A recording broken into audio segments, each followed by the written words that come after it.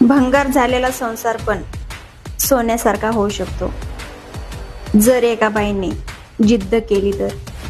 आणि सोन्यासारखा संसार पण भंगार होऊन जातो जर एक बाई बिघडली तर. मला फक्त एवढं सांगायचं आहे, संसार तोपर्यंत सुखी आहे जोपर्यंत घरात बायको सुखी आहे.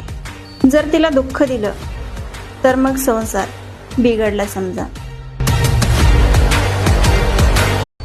भंगार झालेला संसार पण सोन्यासारखा होऊ शकतो जर एका बाईने जिद्द केली तर.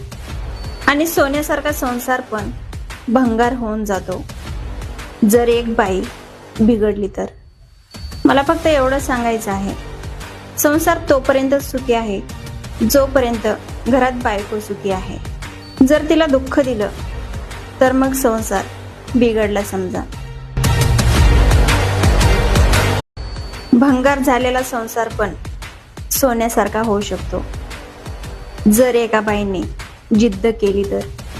आणि सोन्यासारखा संसार पण भंगार होऊन जातो जर एक बाई बिघडली तर. मला फक्त एवढं सांगायचं आहे, संसार तोपर्यंत सुखी आहे जोपर्यंत घरात बायको सुखी आहे. जर तिला दुःख दिलं तर मग संसार बिघडला समजा. भंगार झालेला संसार पण सोन्यासारखा होऊ शकतो जर एका बाईने जिद्द केली तर. आणि सोन्यासारखा संसार पण भंगार होऊन जातो जर एक बाई बिघडली तर.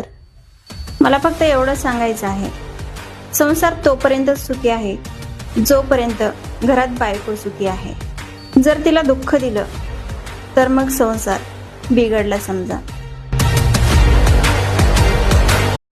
भंगार झालेला संसार पण सोन्यासारखा होऊ शकतो जर एका बाईने जिद्द केली तर.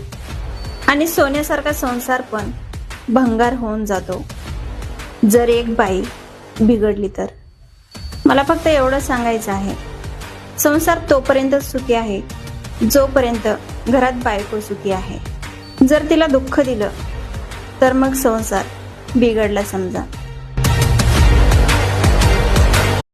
भंगार झालेला संसार पण सोन्यासारखा होऊ शकतो जर एका बाईने जिद्द केली तर. आणि सोन्यासारखा संसार पण भंगार होऊन जातो जर एक बाई बिघडली तर.